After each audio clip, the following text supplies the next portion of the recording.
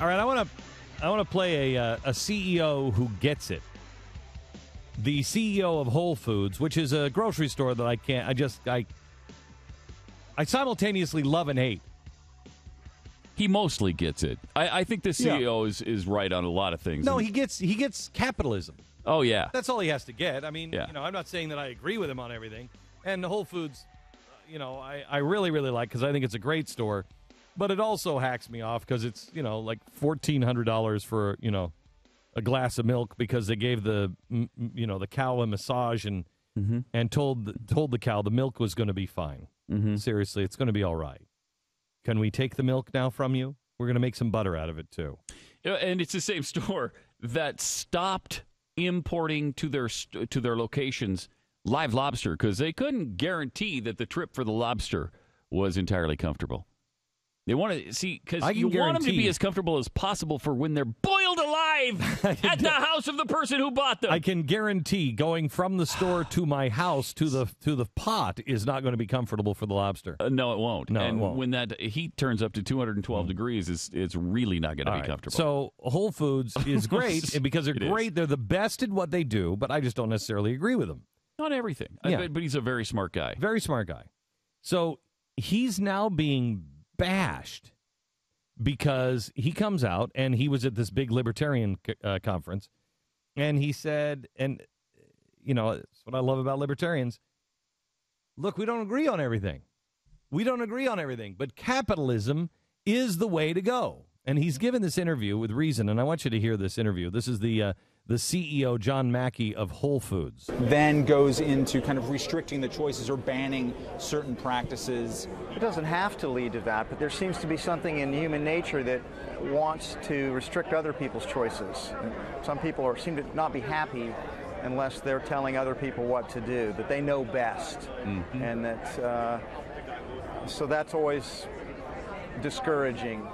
Do you or Whole Foods get involved in these kind of fights as they play out politically, or are you more interested in the consciousness-raising aspect of it? We're more interested in the consciousness-raising aspects of it. We've occasionally waded into certain political battles, like we've been involved in getting organic standards into law, and we felt like there was inconsistency, wasn't a level playing field. A lot of people were cheating, so we thought having consistent organic definitions and everybody playing by those rules would probably be a good idea. And I think on balance it has been a good idea, but of course there are problems with it. And organic. Weird stance for a libertarian, by the way. I know. Yeah. I have a real problem and with this is where it comes in. Wait. He's all over the place. However, the organic thing is a total scam. But that's not how a libertarian would know. The way to get truth with that is not through law. That's a very because he is a brilliant guy and a likable guy, and I'm a fan. I'm just very surprised by that stance because it's his business. You know, it's affecting his business, and we have to make sure the law's got to be there when my business is at risk. That's a very strange stance for a libertarian. I mean, you're telling me you can't have a legitimate organization that's private that says, you know what, we're the standard bearer here. You know, look, this is, we come out and we have, we look at all the organic products and we rate them. The Consumer Reports of organic foods. Whole Foods could have done that. Whole Foods could have done it themselves. Whole Foods could have done it. Yeah. Said, this is the Whole Foods standard, and here's what our standard is, and they could have become the standard. You're right. We're not going to complain that other, the Huffington Post, the New York Times just wrote an article that the Huffington Post has now launched the most aggressive future of television project ever attempted. They launched a blog show. They did one show, a blog. That was it. And, whatever. And I'm not going to go look for anybody to regulate the internet and what is happening. I'm not going to look for that. Get out of my way. Get out of their way. Let the best man win. Mm-hmm. And if somebody is performing unfairly, fine. I know that I will still win. But that's why this is a perfect example of why libertarianism never takes hold. Because people are for it unless it affects them. Yes. I mean, the guy is saying he's essentially bragging about getting involved in pushing new laws about organic products of all things. This is when we were talking about in Israel last year when we did that, set of responsibilities. you have a responsibility to know what your principles are and then stand by them, even when they work against you. It's on the other hand, when you're running an organic scam, then doesn't the government have a responsibility to stop you from scamming people? We regulate other scams. We regulate a banking scam. We regulate a sports scam. I just don't believe a bigger FDA is good for anybody. Yeah, I don't know either, but I know food people feel this way about the organic deal because a lot of it, we're being scammed. My friend Ed, who lives in Houston and owns maybe the planet or the solar system's best restaurant, hates the organic thing because of this. There's just no rhyme or reason, and there's no regulation on it, and everybody claims to be organic when they're not. Yeah, right. I mean, Penn and Teller did the greatest thing about this is they actually went to a organic food fair and on their show on Showtime, and they did things like put organic and regular food next to each other and did a blind taste test, or they would tell people, this one's organic, this one's not, which one do you like more? Without fail, everyone would say the organic one tastes better, and they would half the time be picking the non-organic one. And then at the end, they actually did it with a banana. They put one half of a banana on one side, half of another banana on the other side. They said, this one's organic, this one's not. Which one do you like better? Everyone said the organic one. It was the same banana broken in half. And everyone chose the organic side because it's just a mental game, people. It is. It really is. I mean, it is to a large degree, but I think that's changing because there are some things that have really been done organically with no pesticides and whatever. I just want to know what chemicals have been put in or on my food. Yeah. I want to know. And it is it's a health issue. It is. Maybe the government does belong in it. I don't know. I'm willing to. I'm willing to noodle that one out. As I heard this interview the first time, I was willing to. I looked at Stu as soon as he started saying. I looked at Stu and I was like, I know. Wait. I mean, I heard this interview and that was the first thing that went through my mind was, well, that's not a libertarian way of solving things. However, I end up where Pat is. I'm willing to give you this one because it is a health issue. Yeah, but food safety is a different thing. He's talking about the standards for what constitutes organic. Yeah, because you can scam people, though. Yeah, if you put organic on the label, you can charge $10 more per container. Yeah, but they do that all the time. Yeah. People make fake claims all the time on products. You sort them out through the marketplace. You're talking about a dangerous chemical being in food. Yes, that is something that is. I want to know what the standards are for organic. Because, for instance, if it says organic beef, I want to make sure it hasn't had injections, hormones, and all that stuff, growth hormones, and all of that stuff. I want to know. And it's you could definitely make the argument that it's many have that it's okay for the government to come up with a set of standards that others should follow and essentially they're just labeling it and then you're making the choice. So I mean, it's not the worst violation of libertarian principles, but it does, I think, speak to that same thing that so many people suffer with,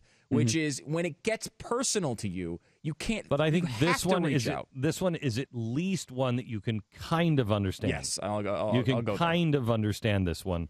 But you're right. He's off the libertarian trail here. And what he's about to say gets a lot better. Itself is highly politicized.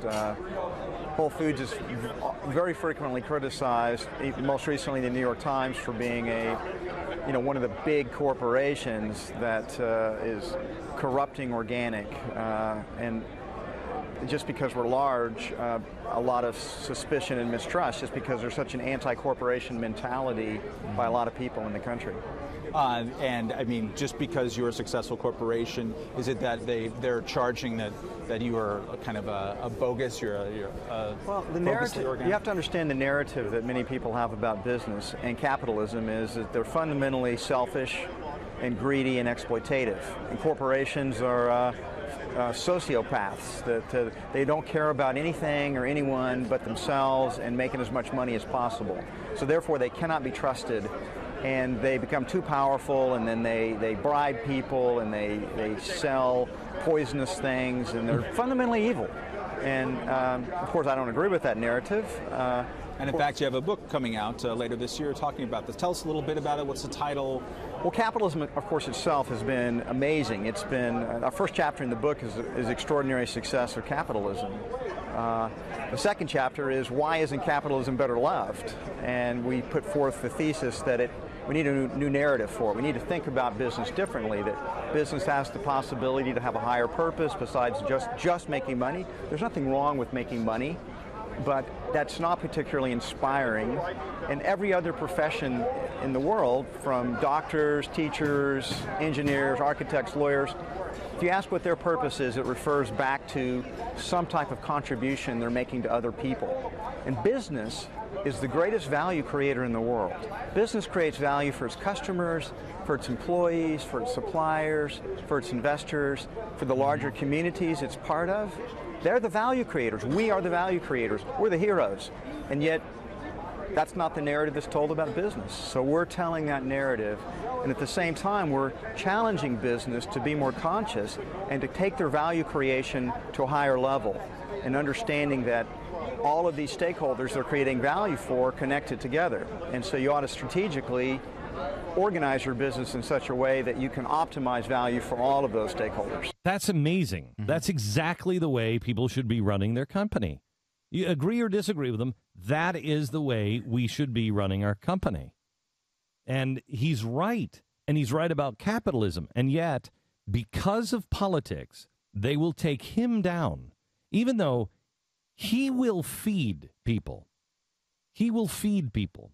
People will go and they will demonize him.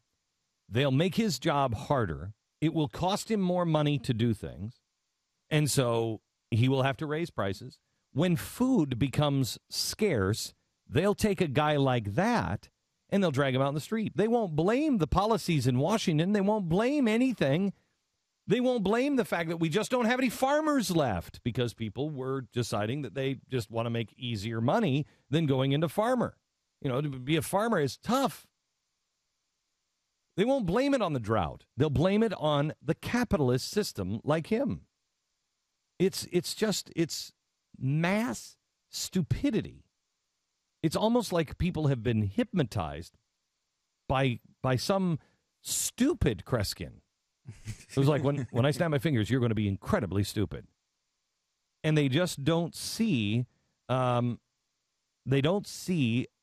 how you can be a corporation and good. Yeah, I mean, for all the work that you've done in charity and everything else, the best thing you'll ever do to help people is this company and running it well and to a profit.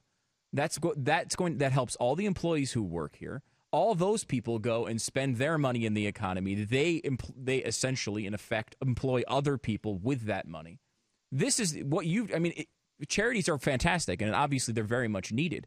But capitalism is really what brings prosperity, wealth, food to people. Mm-hmm. That's how it does it over an entire society. You can pick and choose and help. And charity is the one that is supposed to fill the gaps that capitalism can't reach. And sometimes that happens, and that's when capitalists step in. When people like this guy from Whole Foods, who is, it's done a lot for charity as well, and is a really a really smart guy, but has run his business in a way that has helped thousands and thousands of people. He changed his healthcare system for his entire company away from the way everyone does it to a way where people were able to have a lot more involvement in the choices that we're making.